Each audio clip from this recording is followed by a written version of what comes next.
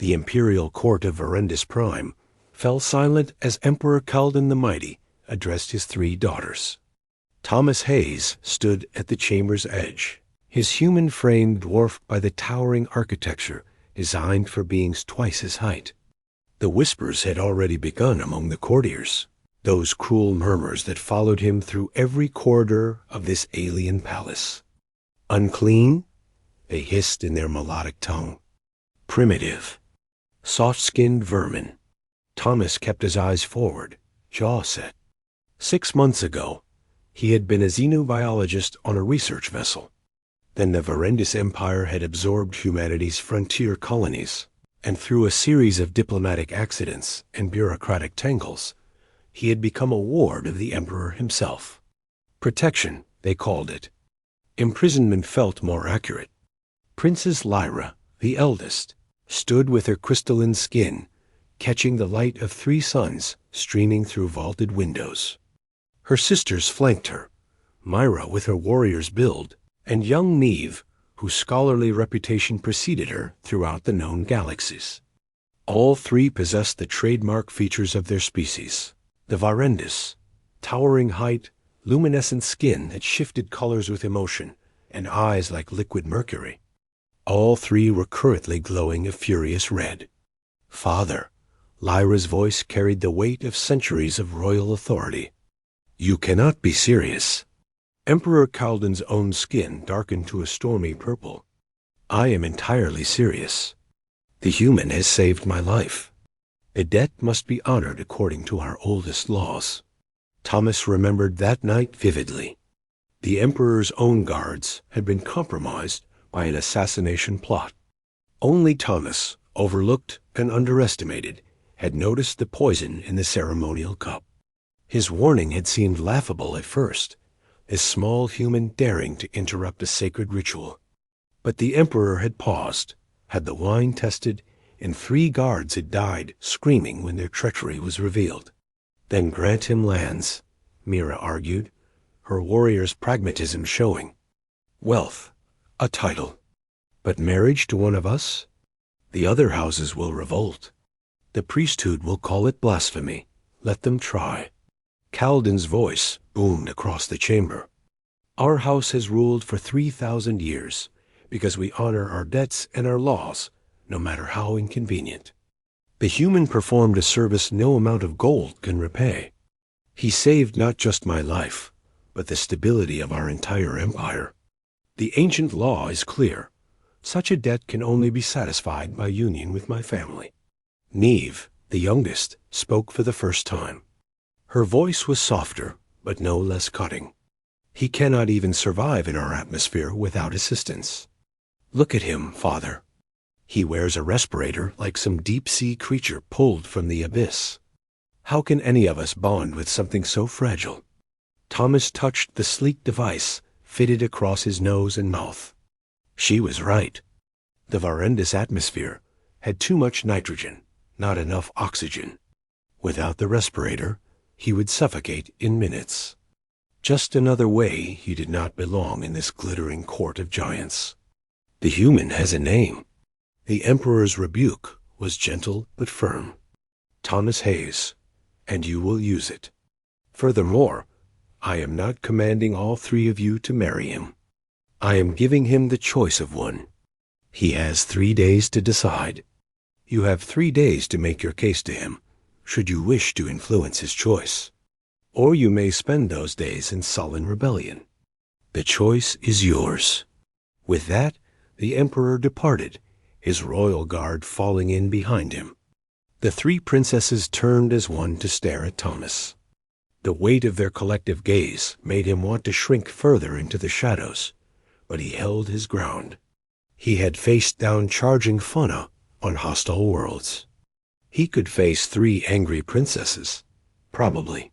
This is your fault, Lyra hissed, though her skin had faded from red to a troubled orange. You should have let the poison take its course. Your Highness. Thomas kept his voice level. I understand this situation is difficult for all of you. I never asked for this. But I will not apologize for saving your father's life. Myra stepped forward, and Thomas forced himself not to retreat. She towered over him, could probably snap him in half without effort. Instead, she studied him like a puzzle to be solved. You have courage, at least. Foolish courage, but courage nonetheless. The three sisters swept from the chamber, leaving Thomas alone with his racing thoughts. 3 days to choose which princess to marry. The absurdity of it would have made him laugh if his entire future did not hang in the balance. Refuse all three, and he would insult the emperor and likely be exiled or worse. Choose one, and he would bind himself to a woman who despised him, in a culture he barely understood, on a world where he could not even breathe the air unaided. The first day passed in awkward encounters. Lyra found him in the imperial gardens, where earth plants struggled alongside Verendis flora in a diplomatic botanical display. She said nothing at first, merely stood at a distance as he tended to a dying rosebush. "You care for growing things," she observed finally. "It was my specialty, xenobotany." Thomas pruned a dead branch with careful precision. "Life adapts, Your Highness, even when transplanted to alien soil. It finds a way or it dies trying. A metaphor, an observation." She left without another word, but her skin had shifted to a thoughtful blue. Myra's approach was more direct. She found him in the training halls, where he attempted to maintain his fitness, among equipment designed for beings of vastly different proportions. She watched him struggle with weights that would be trivial for any Verendis child. "You are weak," she said bluntly. "By your standards, yes." Thomas set down the weight bar, breathing hard even through the respirator. "But I am what I am. I cannot change my biology any more than you can change yours. Yet you do not give up. I have watched you these past months. Every day in this hall, pushing yourself against impossible odds." Myra's expression was unreadable. There is a kind of strength in that. A warrior's spirit in a scholar's body. Is that a compliment? Perhaps. I have not decided yet. Neve's approach was the most unexpected. She cornered him in the Imperial Library, where he had taken refuge among the few human texts available. She carried a stack of data tablets and set them before him with a challenging look. "I have been researching your species," she announced. "Your history, your biology, your achievements. Do you know what I found most interesting? I suspect you will tell me. Humans are survivors. Your world tried to kill you in every epoch of your evolution. Ice ages, plagues, predators, your own violence. Lesser species would have perished. Yet here you stand, having clawed your way to the stars through sheer stubborn persistence." She leaned against the table, her mercury eyes studying him intensely. "You are not unclean, Thomas Hayes. You are simply different. And I am beginning to think that difference might be valuable." The third day arrived with no decision made. Thomas stood again in the imperial chamber, the three princesses before him, the emperor watching from his throne. The entire court had gathered to witness this unprecedented moment. "Thomas Hayes."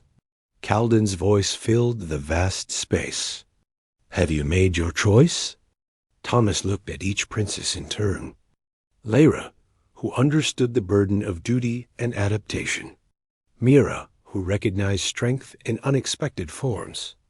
Neve, who possessed the wisdom to question her own prejudices. Any of them would make a formidable partner.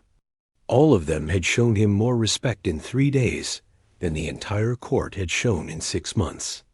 "I choose," Thomas began, his voice steady despite his hammering heart. "I choose to let them decide.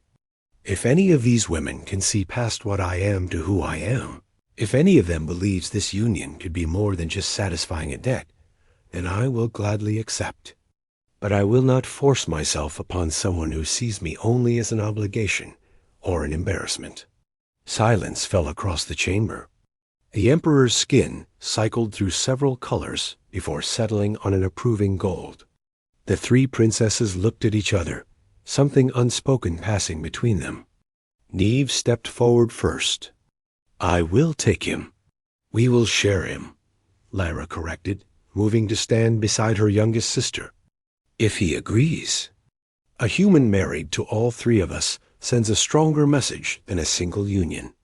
It says House Verendis does not merely tolerate humans. We embrace them fully. Mira joined her sisters, a fierce grin on her face. Besides, it will take all three of us to keep him alive in this court. The small ones always need the most protection. Thomas felt something loosen in his chest, a tension he had carried for months finally releasing. I accept, if you will have me. The Emperor rose from his throne, his skin blazing with triumphant light. Let it be recorded. Let it be known across all worlds. House Verendis honors its debts, respects its allies, and fears no change. Today, we forge a new future.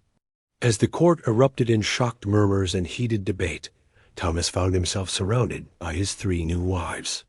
They still towered over him. He still needed artificial help to breathe their air. But for the first time since arriving on this alien world, Thomas Hayes felt like he might actually belong. Human adaptation, he thought with quiet satisfaction. It finds a way. Claude is a and can make mistakes. Please double-check responses.